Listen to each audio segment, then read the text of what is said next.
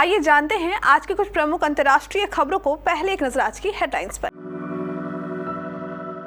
इसरो के successful launch पर Musk ने दी बधाई, ट्विटर पर लिखा कांग्रेचुलेशन। अतीक अहमद के चकिया वाले दफ्तर में मिले खून से सने कपड़े, चाकू और धब्बे, नजारा देख पुलिस भी हैरान। कहा था ना, माफियाओं की गर्मी शांत हो गई, 2 बूंद आंसू बहाने वाला भी कोई नहीं। दिल्ली में शुरू है महाराष्ट्र का सीएम बदलने की तैयारी, एकनाथ शिंदे की जल्द होगी विदाई। सूडान में फंसे नागरिकों को निकालने के लिए भारत का ऑपरेशन शुरू, 500 भारतीय सूडान पोर्ट पहुंचे। बंगाल के सीएम से मिले नीतीश तेजस्वी, ममता बोली विपक्षी गठबंधन के साथ आने में कोई ईगो नहीं। वो हमारे साथ खेल गए, बृजभूषण सिंह मामले में पहलवान विनेश फोगाट का खेल मंत्रालय पर आरोप। राहुल गांधी लिंगायत मठ में लगा रहे थे हाजिरी, उधर सिद्धार्थ मैया के एक बयान से बिगड़ गया खेल। आर माधवन ने कंगना की तारीफ के बांधे पुल, कही वह घिसी पिटी और फिल्मों में आदमी से थप्पड़ नहीं खाती। और तुमसे ना हो पाएगा, सचिन तेंदुलकर पर डेनिस लिली का वो फैसला जिसके लिए हमेशा रहे शर्मिंदा। टेस्ला और स्पेस एक्स के सीईओ एलन मस्क ने इंडिया स्पेस रिसर्च ऑर्गेनाइजेशन को polar satellite launch vehicle C-55 के सक्सेसफुल लॉन्च के लिए बधाई दी है। मस्क ने ट्विटर पर लिखा, कांग्रेचुलेशन। इसरो ने शनिवार दोपहर 2:19 पर PSLV C-55 रॉकेट से सिंगापुर के 2 सैटेलाइट सफलतापूर्वक लॉन्च किए थे। आंध्र प्रदेश के श्रीहरिकोटा स्थित सतीश धवन स्पेस सेंटर से भेजे गए इस मिशन से 12S2 और लिमिटेड 4 को पृथ्वी की निचली कक्षा में स्थापित किया गया था।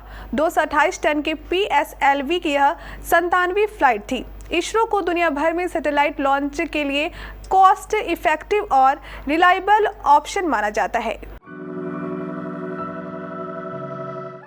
उत्तर प्रदेश के प्रयागराज से बड़ी खबर सामने आ रही है। दरअसल प्रयागराज में अतीक अहमद के चकिया स्थित दफ्तर में खून के निशान मिले हैं। मिली जानकारी के अनुसार अतीक अहमद के चकिया वाले कार्यालय से खून के धब्बे के साथ साथ खून से सना हुआ चाकू और कपड़े भी बरामद हुए हैं। इस मामले की सूचना मिलते ही खुलदाबाद थाना पुलिस मौके पर पहुंच चुकी है और छानबीन करने में जुट गई है। वहीं मौके पर फॉरेंसिक टीम भी जाँच कर रही है। उत्तर प्रदेश के मुख्यमंत्री योगी आदित्यनाथ नगर निकाय चुनाव के मैदान में उतरे। इस दौरान उन्होंने अपराधियों को लेकर बड़ा बयान दिया। प्रदेश में माफियाओं पर लगाम लगाने की कोशिश लगातार चल रही है। इस क्रम में यूपी सरकार की ओर से पिछले दिनों 66 मोस्ट वांटेड अपराधियों की लिस्ट जारी की गई है। प्रयागराज में उमेश पाल की हत्या के बाद यूपी पुलिस ने लगातार कार्रवाई की है। हत्याकांड में शामिल माफिया डॉन अतीक अहमद का बेटा असद अहमद समेत 4 अपराधियों को एनकाउंटर में ढेर किया जा चुका है। वहीं प्रयागराज में सुनवाई के लिए लाया गया माफिया डॉन अतीक अहमद भाई अशरफ के साथ एक घटना का शिकार बन गया है। महाराष्ट्र में फिलहाल एकनाथ शिंदे के मुख्यमंत्री पद से हटाए जाने को लेकर अटकलों और कयासों का बाजार गर्म है। उद्धव ठाकरे गुट के सांसद संजय राउत ने दावा किया है कि दिल्ली में महाराष्ट्र का मुख्यमंत्री बदलने की तैयारी शुरू है। बहुत जल्द सीएम एकनाथ शिंदे की विदाई होगी। इसके पहले रविवार को संजय राउत ने कहा था कि महाराष्ट्र के शिंदे फडणवीस सरकार आगामी 15 से 20 दिन में गिर जाएगी। शिंदे सरकार का डेथ वारंट जारी हो चुका है। संजय राउत ने यह भी कहा कि पीएम मोदी पाकिस्तान का मुद्दा छोड़कर चुनाव जीत कर दिखाएं। कुछ दिन पहले एनसीपी नेता छगन भुजबल ने भी कहा था कि राज्य सरकार को कोई खतरा नहीं है, लेकिन मुख्यमंत्री बदलने की तैयारी शुरू है। अफ्रीकी देश सूडान इस समय गृह युद्ध से जूझ रहा है। सेना और अर्धसैनिक बलों के बीच जारी संघर्ष में अब तक 400 से अधिक लोगों की मौत हो चुकी है। भारत समेत कई देशों के नागरिक वहां फंसे हुए हैं। इस बीच भारत ने सूडान से भारतीयों को निकालने और देश वापस लाने के लिए ऑपरेशन कावेरी शुरू किया है। विदेश मंत्री एस जयशंकर ने ट्विटर पर इसकी जानकारी दी। सूडान में करीब 3000 भारतीय फंसे हुए हैं। 2024 लोकसभा चुनाव में विपक्षी एकता को लेकर बिहार के सीएम नीतीश कुमार अपने डिप्टी तेजस्वी के साथ सोमवार को कोलकाता पहुंचे। दोनों ने बंगाल की सीएम ममता बनर्जी से मुलाकात की। नीतीश ने कहा कि बातचीत पॉजिटिव रही। ममता ने कहा, उन्हें भाजपा के खिलाफ विपक्षी गठबंधन के साथ जाने में कोई ईगो नहीं है। मैं चाहती हूँ कि भाजपा अगले चुनाव में हीरो से जीरो बन जाए। मुलाकात के बाद दोनों नेताओं ने प्रेस कॉन्फ्रेंस की।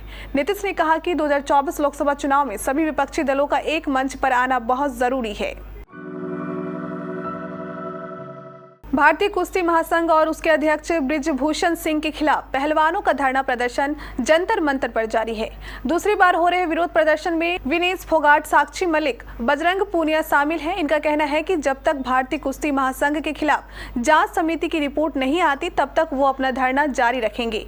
इस बीच जंतर मंतर पर प्रदर्शन कर रही विनेश फोगाट ने खेल मंत्रालय पर बड़ा आरोप लगाते हुए कहा कि कमेटी सिर्फ नाम के लिए थी, सब कुछ बृजभूषण कर रहा था। बीजेपी छोड़कर कांग्रेस में आए लिंगायत नेताओं को लेकर माना गया कि कर्नाटक विधानसभा चुनाव में कांग्रेस को इसका फायदा मिलेगा। राहुल गांधी भी कर्नाटक के दौरे पर पहुंचे और फोकस लिंगायत वोटों को रिझाने का रहा। लिंगायत समुदाय तक अपनी पहुंच बढ़ाने के लिए राहुल गांधी कर्नाटक के बागलकोट जिले के कुडाला संगमा में बसवा जयंती समारोह में भाग लेने पहुंचे। वह लिंगायत के मठ भी गए, लेकिन इसी बीच सिद्धारमैया के भ्रष्ट लिंगायत सीएम बयान पर घमासान शुरू हो गया है। कंगना रनौत को बॉलीवुड की पंगा गर्ल कहा जाता है। यही वजह है कि अभिनेत्री के इंडस्ट्री में दोस्त कम और दुश्मन ज्यादा हैं, लेकिन जिससे उनकी दोस्ती है वह उसके साथ शिद्दत से निभाती है।